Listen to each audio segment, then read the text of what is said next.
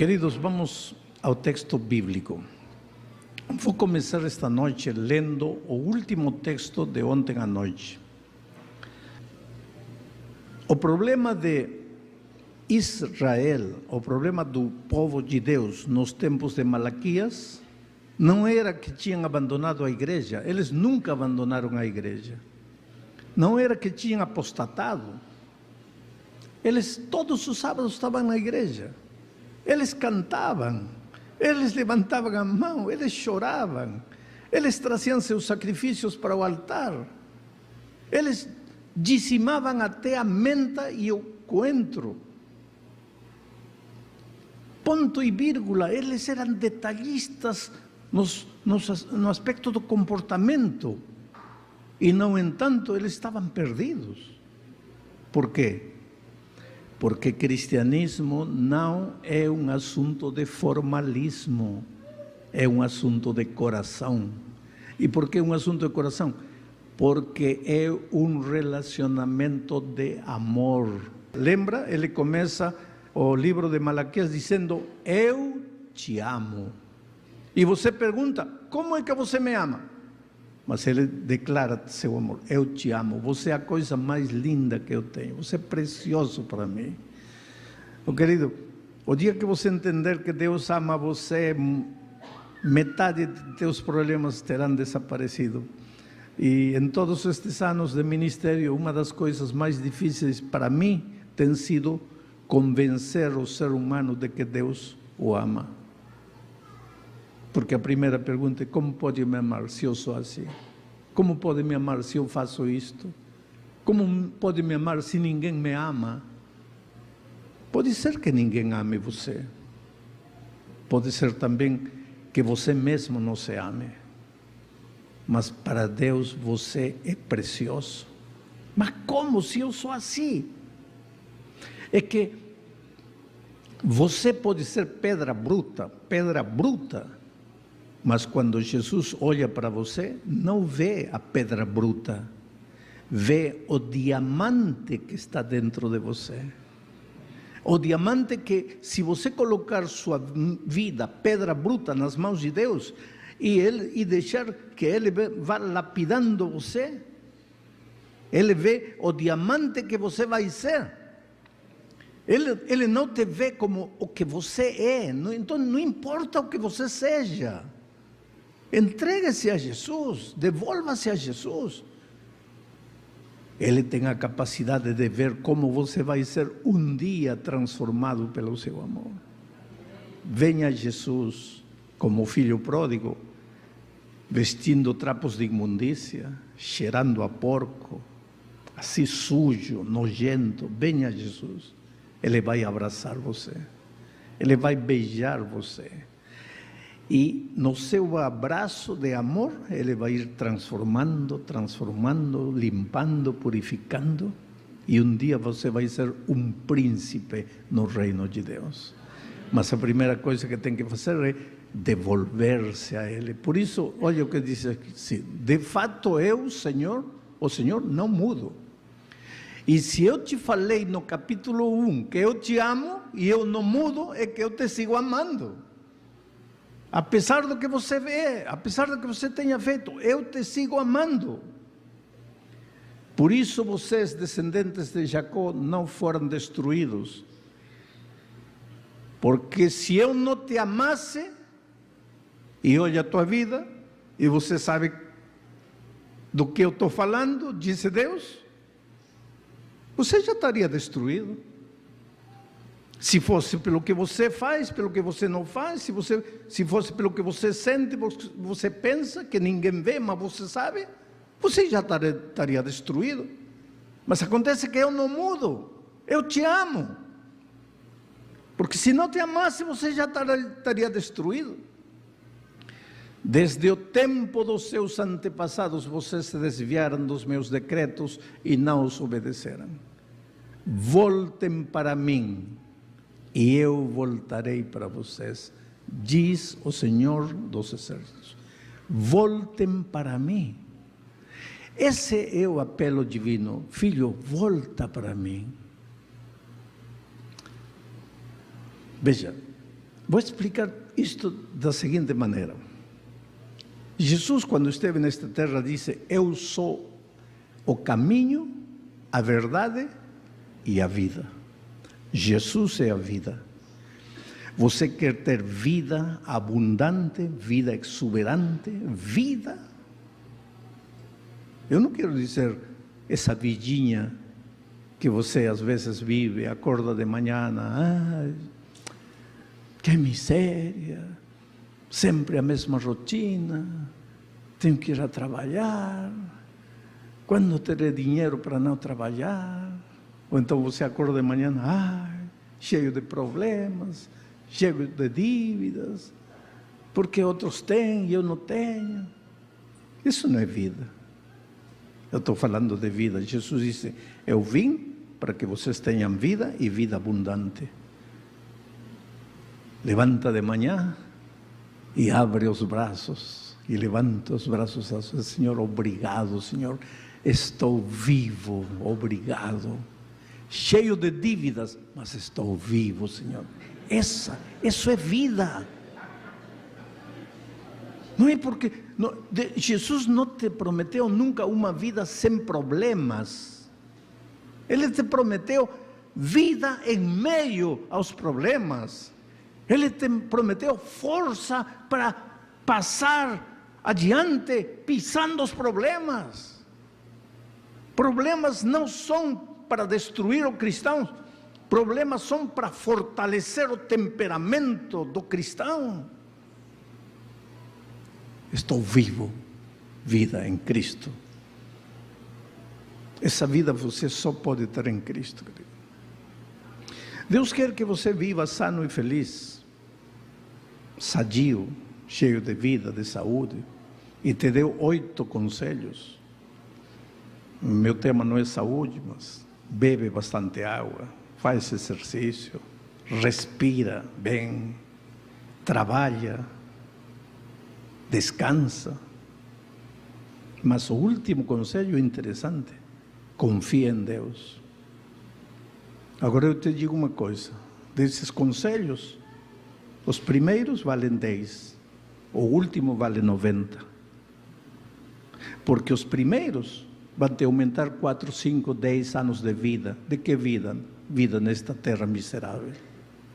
O último vai te preparar para a vida eterna. Dormir à noite em paz com Deus. Senhor, estou em paz. Se à meia-noite me chamas, estou em paz. Se houver um terremoto, estou em paz.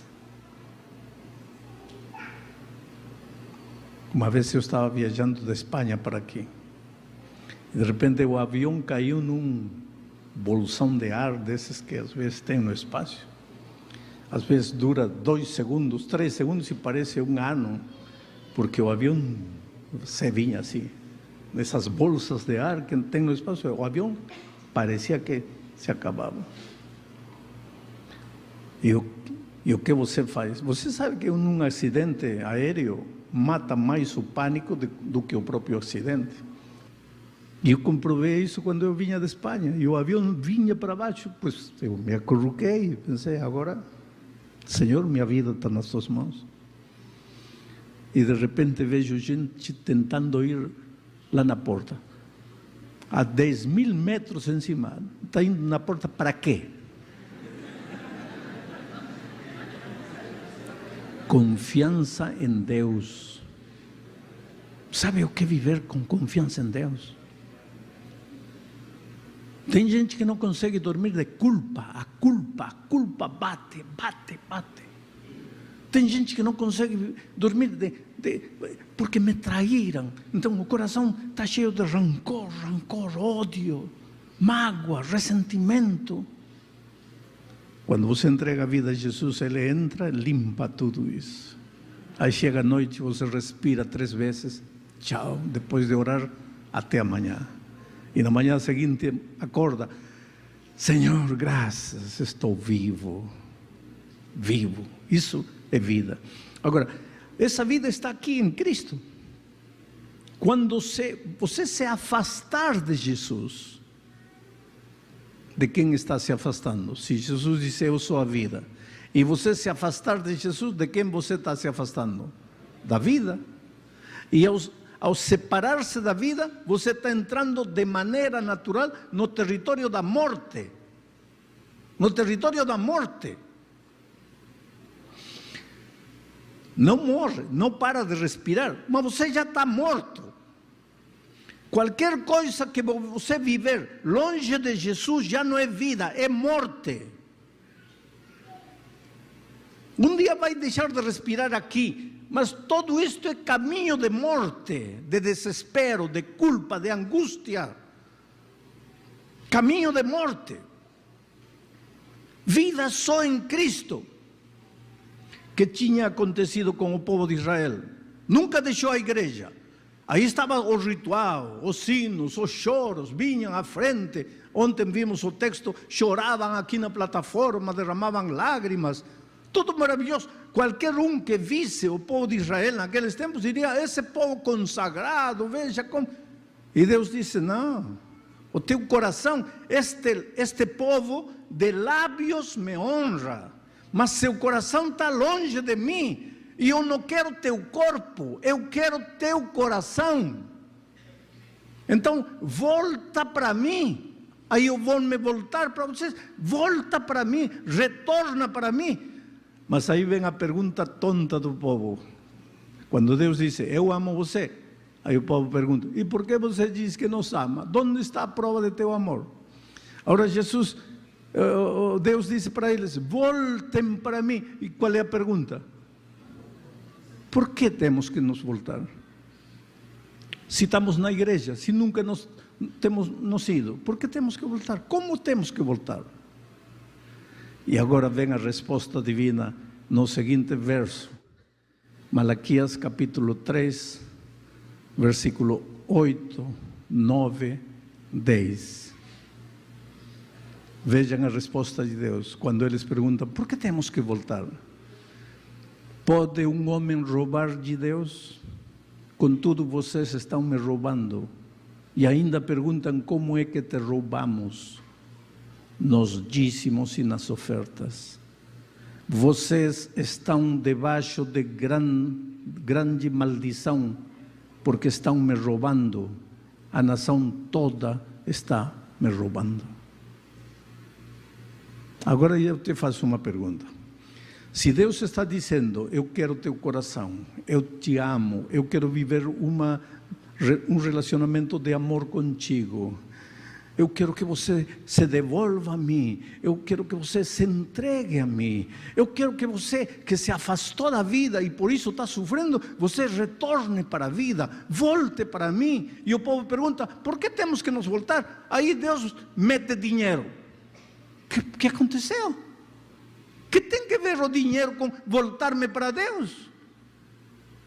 Isto é interessante, querido. Sabe por que Deus menciona o dízimo, hein?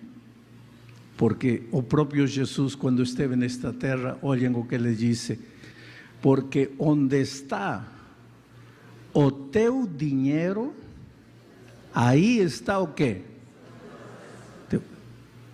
Eu não quero teu dinheiro, eu quero teu coração. Mas quando eu digo, eu não quero teu dinheiro, eu quero teu coração, o que você vai fazer? Vai dizer, não, mas eu já te dei meu coração. Meu coração é teu, tanto assim que você vem aqui adiante cantando, oh Senhor, meu coração é teu, eu te amo com todo o coração. Mas a vida para Deus não é palavra bonita nem lágrima.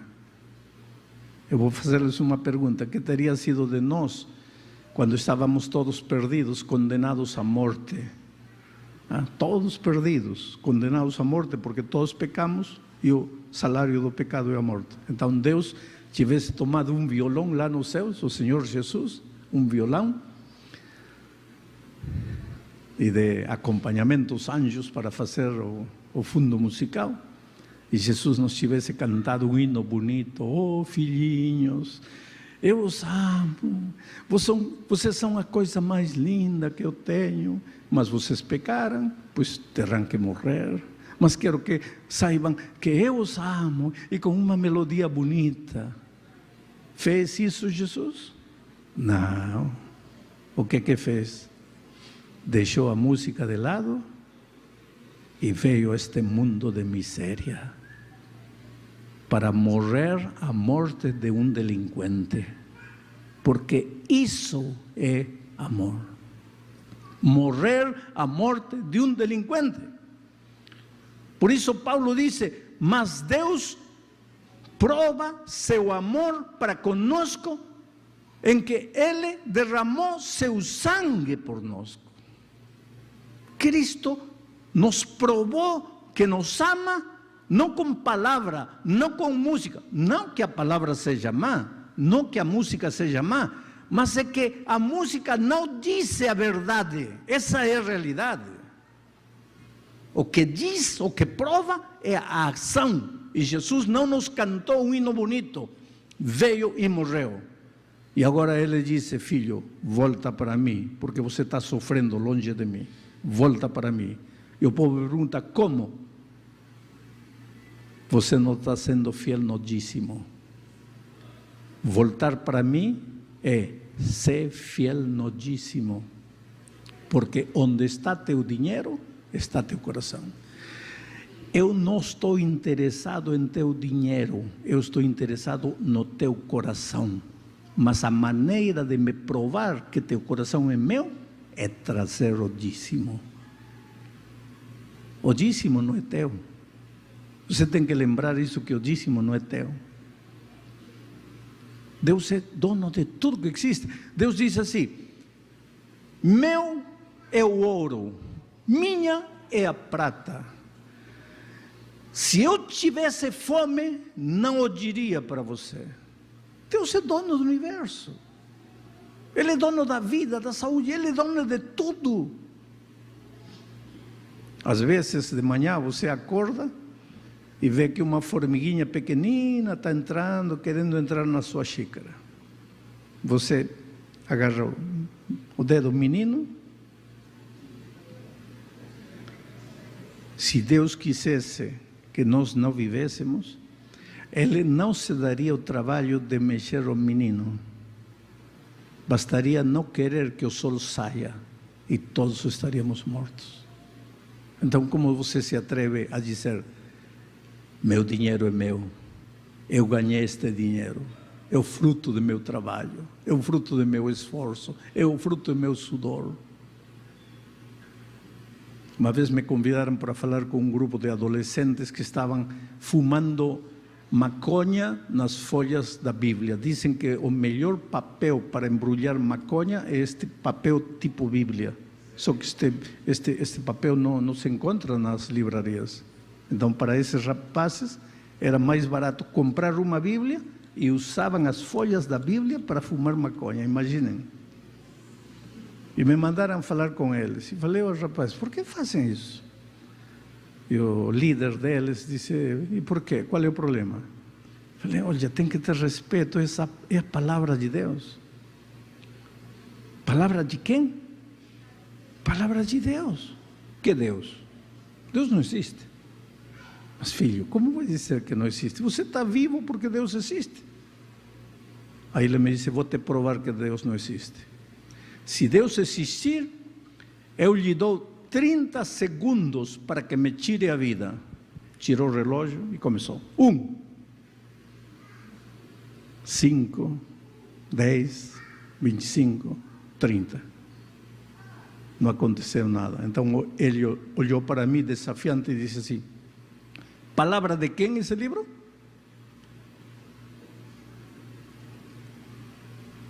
Sabe que eu, em meu coração, olhei para o céu e disse: Senhor, tá bom, não tire a vida, mas pelo menos dá um tapa nesse rapaz, joga ele no chão.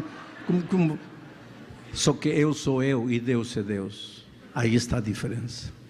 Deus é Deus. E te deu liberdade até para dizer: onde está Deus? Me tira a vida. Se é Deus, me tira a vida. Até para isso te deu liberdade. Mas, querido, você está vivo porque Deus quer. A força que você tem para trabalhar vem de Deus. A oportunidade de emprego vem de Deus. A inteligência vem de Deus. A habilidade vem de Deus. A capacidade vem de Deus. Jamais se atreva a dizer que o dinheiro é teu, é de Deus.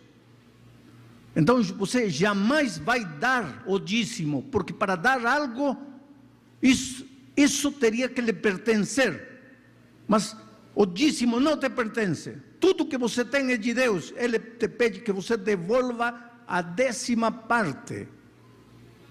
E para quê? Para provar que realmente o teu coração é dele. Porque onde está teu dinheiro, aí está teu coração. Você acha que Deus precisa de dinheiro? Deus podia fazer maravilhas, querido. Literalmente Deus pode fazer maravilhas. Eu tive um grande amigo nos Estados Unidos que já faleceu de câncer. Ele dizia: eu não sei por que tanta gente diz que não crê que uma baleia, vamos dizer que seja baleia, a Bíblia diz peixe grande, não?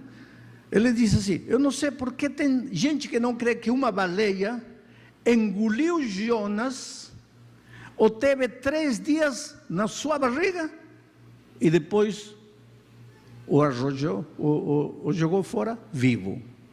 Ele dizia: eu não entendo como tem gente que não crê nisso.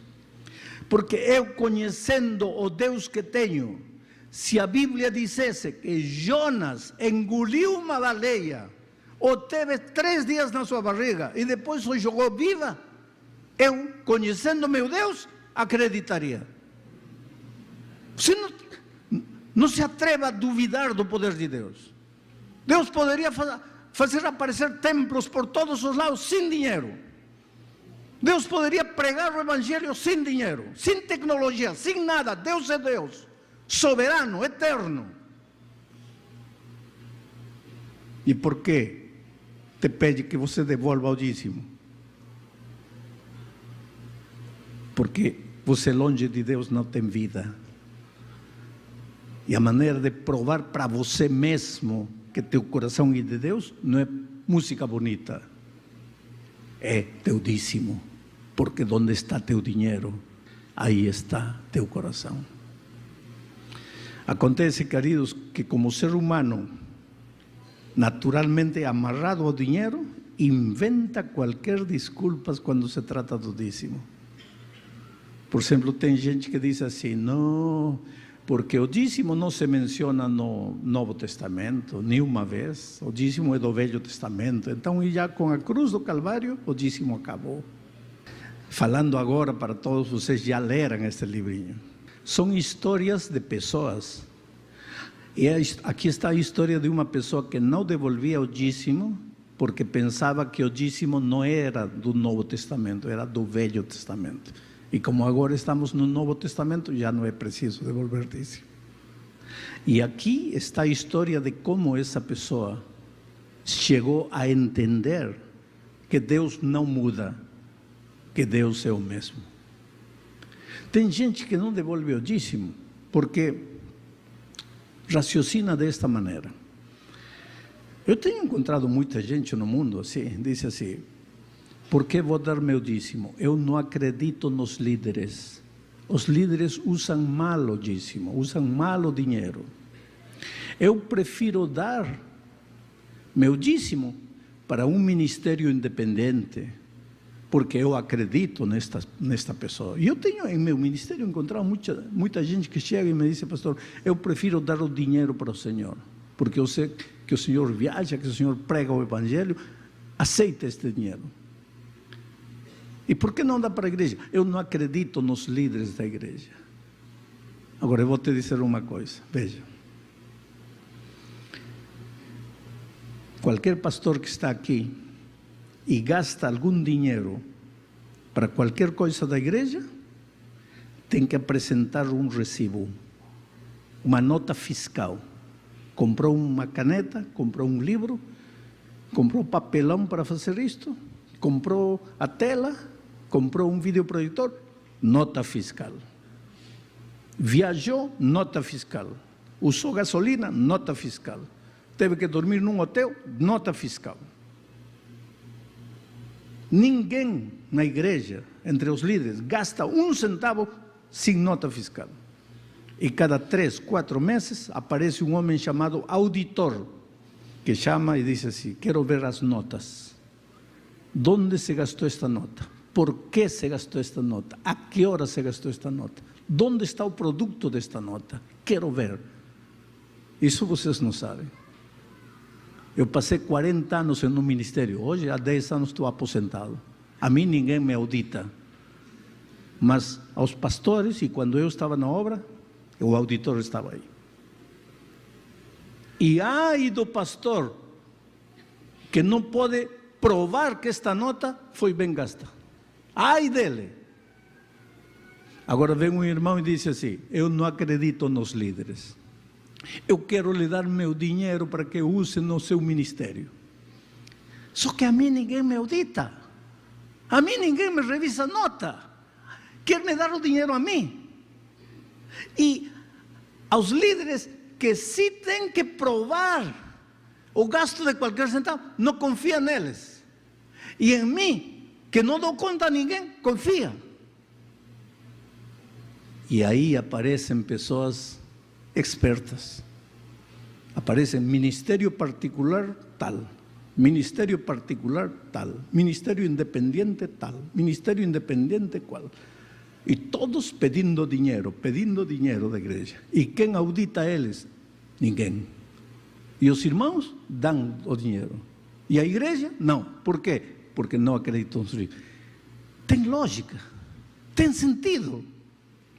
E a ordem da Bíblia é: trazei os dízimos à casa do tesouro. Que coisa é casa de tesouro? É o controle central da igreja. Querido, neste livro há histórias extraordinárias de pessoas que com lágrimas confessaram sua dor, e quando começaram a ser fiéis a Deus, tudo mudou na sua vida. Agora, eu não te vou falar de uma troca de favores. Você dá a Deus, Deus vai te devolver 1000. Não vou falar disso. Porque pode você ser fiel a Deus e Deus não devolver-te 1000. Mas você não dá a Deus para receber mais dele, porque isso é egoísmo. E nenhum egoísta entrará no reino dos céus. Você devolve o dízimo a Deus, não porque vai receber mais dele. Você devolve a Deus porque Ele é Deus. Porque você reconhece a soberania de Deus em sua vida.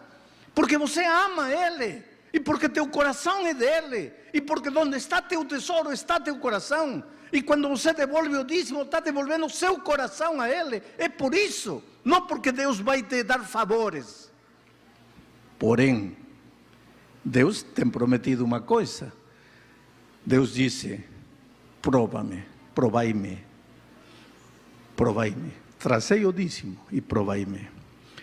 Eu vou abrir as janelas dos céus e vou derramar sobre você bênção, não até que abunde, mas bênção até que sobreabunde. Bênçãos e bênçãos e bênçãos. E essas bênçãos não é necessariamente dinheiro. Essa bênção é saúde. Essa bênção pode ser o filho realizado na vida, teu lar unido, harmonioso. Essa bênção pode ser a paz que você tem para dormir tranquilo. A mim Deus não me dá bênçãos de dinheiro, mas aqui estou eu, 10 anos aposentado, pregando o evangelho com poder, viajando de um país para outro. Quer dar-me dinheiro? Que me dê. Mas eu não entrego minha vida a Deus, eu não devolvo meu dízimo a Deus por causa das bênçãos materiais. Fome não passo. Fome não passo. Mas tenho paz. E quando chega a noite, durmo. E aqui estou. Não estou enfermo. Aqui estou. Lutando como qualquer aspirante ao ministério com 22 anos.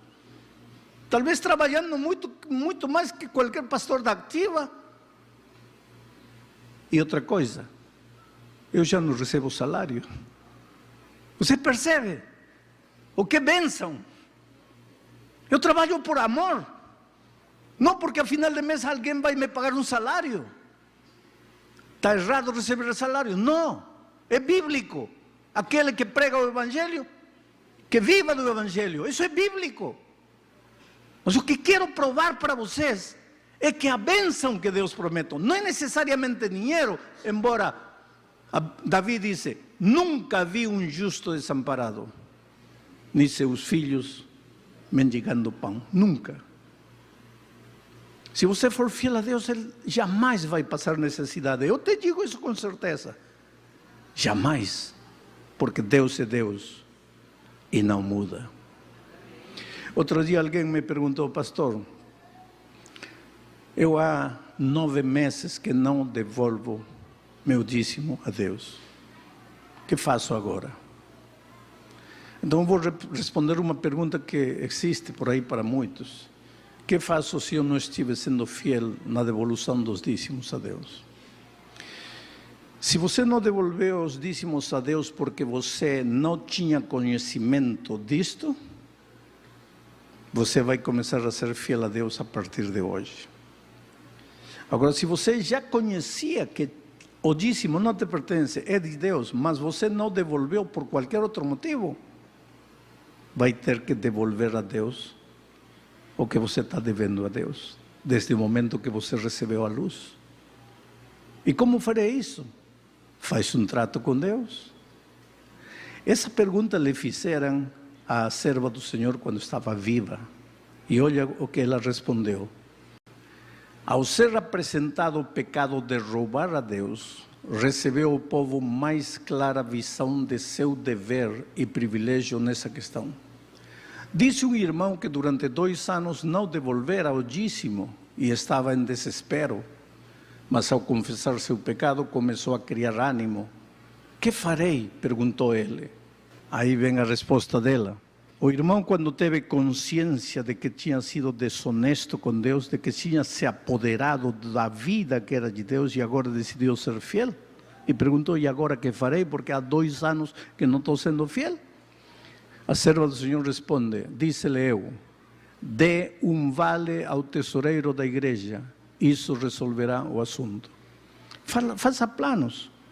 Senhor, vou te devolver R$50 por mês, vou te devolver R$100 até colocar minhas contas contigo em dia. Mas seja fiel a Deus. Volto a repetir, Deus não está interessado em teu dinheiro, está interessado em teu coração. Pastor, e as ofertas? As ofertas já são outra coisa. Eu vou te explicar, vou te contar uma história para que você entenda. Meu pai trabalhava nas minas e vinha nos visitar cada 15 dias. E vinha trazendo salário. Esse dia era feliz para nós, porque esse dia que chegava, sabia que nos ia tirar lá na rua para comer no restaurante, comprar sorvete, enfim, porque havia dinheiro, né? O pai chegava trazendo o seu salário. Então de manhã, domingo de manhã acordávamos, porque ele viajava sábado à noite, chegava de madrugada em casa, e quando acordávamos domingo, queríamos saber se ele tinha chegado. Entrávamos no quarto, aí estava ele. E um dia entramos no quarto, abraçamos ele. E seguro que ele estava com sede e disse para meu irmão mais velho: por favor, me traz um copo de água. E o menino foi lá trazer água. E demorou. Meu pai começou a ficar impaciente e me disse a mim: vê aí, o que está fazendo? Está demorando tanto só para me trazer um copo de água. E naquele momento, quando estou saindo, meu irmão aparece trazendo um copo de suco de laranja. E meu pai disse: filho, mas eu só te pedi um copo de água. E ele disse: pai, e você só me pediu um copo de água. E eu estou te trazendo aqui o copo de água, mas demorei porque eu estava preparando também o copo de suco de laranja. Este é meu dever, mas isto é a expressão de meu amor. Eu te preparei o suco de laranja porque eu estou feliz, porque eu te amo. Agora você vê a diferença? O copo de água é o dízimo. O suco de laranja é a oferta. É a expressão de teu amor. Deus te deu uma bênção especial, você dá uma oferenda de amor para Ele. Ele não te pediu isso, te pediu o copo de água, o dízimo. Mas você expressa seu amor para com Ele. Eu conheço um irmão brasileiro que Deus abençoou muito, deu muito dinheiro. E um dia eu estava no pátio dele, sentado com ele aí, e ele me disse, eu acho que eu já não vou dar mais oferenda a Deus, mais dinheiro. Ele tem dado muito dinheiro para a igreja, para terminar a pregação do Evangelho. E ele me disse um dia, eu acho que já não vou dar mais. E eu fiquei preocupado e olhei para ele e disse, que foi? Alguém lhe fez alguma coisa? Alguém o magoou? Alguém o frustrou ou desapontou? Por que vai parar de dar?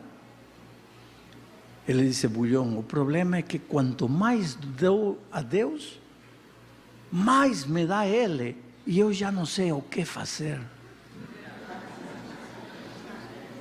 Esse é teu Deus.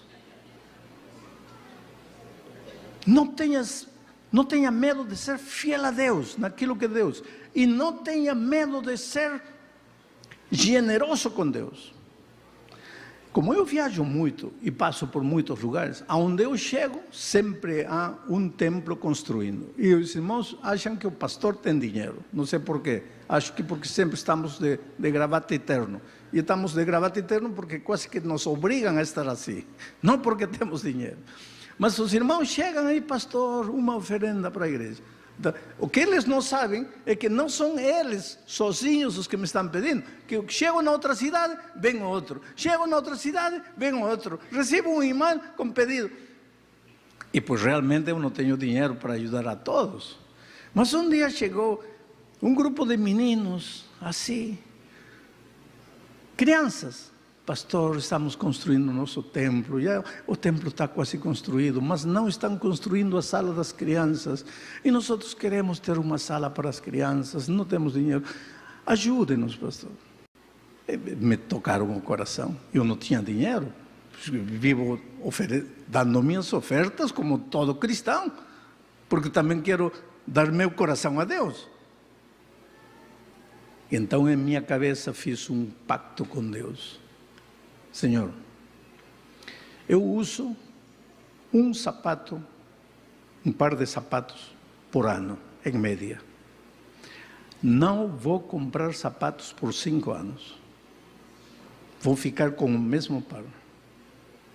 Vou dar o dinheiro dos 5 pares de sapatos de oferta aqui.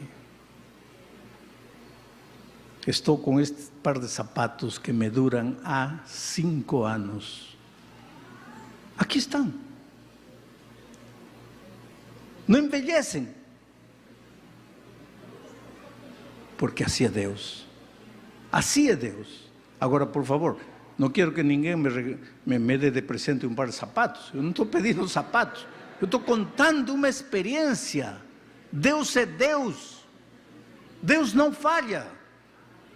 Nós é que precisamos aprender a caminhar de fé em fé. A crescer, a crescer, a crescer. Primeiro em fidelidade, depois em generosidade. Crescer, crescer, crescer. E chegará um momento, querido, quando Cristo voltar a esta terra, o que você vai levar desta terra para os céus? Nada.